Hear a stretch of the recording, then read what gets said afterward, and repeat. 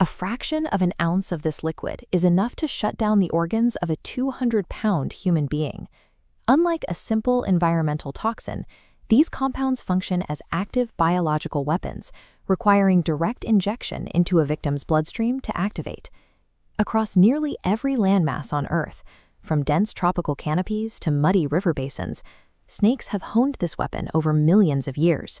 Facing fast and well-defended prey, early constrictors required a lethal edge. Over millennia, specialized glands in their heads retooling harmless digestive saliva into a complex cocktail of toxic proteins. We are going to track 3 distinct venom types across 3 different biomes to see exactly how they attack the human body and ultimately crown the most lethal chemical predator on the planet. By breaking down the exact chemical mechanics of these bites, we can see what happens in the minutes after a strike and how doctors fight back to keep patients alive. We start in the flooded agricultural fields of rural Asia. Here, human farmers walk narrow, wet paths every day, sharing close quarters with an ambush predator. The Russell's viper causes the majority of fatal snake bites in this region. Its brown, oval-patterned scales allow it to vanish perfectly into dry leaves and grass until someone steps a little too close. This animation shows how the viper's primary weapon, a class of proteins called hemotoxins, infiltrates the bloodstream. Once inside, the venom chemically forces your red blood cells to rapidly clump together, forming massive clots that physically block blood vessels and destroy the surrounding tissue. The venom doesn't attack the heart directly. Instead, it weaponizes your own circulatory system, turning your blood into a thick sludge that completely starves your organs of oxygen.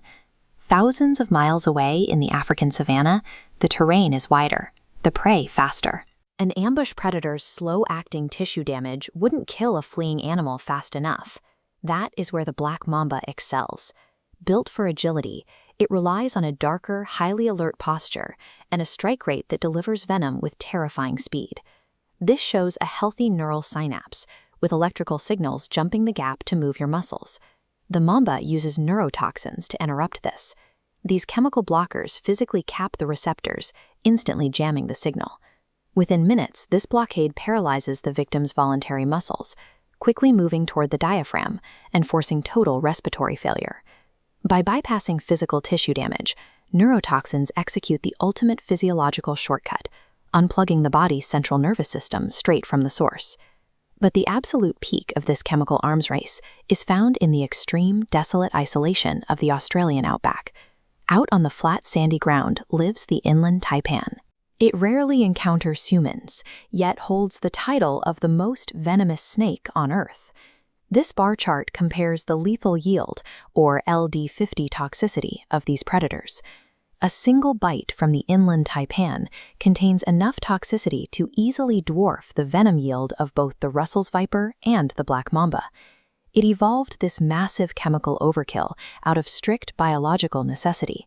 In a barren environment where meals are scarce, it must instantly subdue resilient, fast-moving mammals before they slip into the rocks and escape.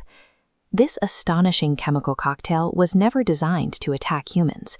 It's a highly specialized survival tool, forged by one of the most unforgiving climates on Earth. The very precision that makes these chemicals lethal, their ability to target specific human biological pathways, is what makes them invaluable to modern science. Because hemotoxins possess a surgeon-like ability to manipulate blood pressure and clotting, researchers have begun isolating these proteins to manage hypertension and prevent life-threatening strokes. Similarly, the way neurotoxins selectively lock onto brain receptors provides a blueprint for treating the chaotic signal misfires found in Alzheimer's patients. Producing these proteins requires immense metabolic energy, making a single defensive strike a costly investment for a snake that would rather remain hidden than risk its food-securing resources. Through this lens, the deadliest chemical compounds in nature are shedding their stigma, evolving from sources of primal fear into some of our most promising medical assets.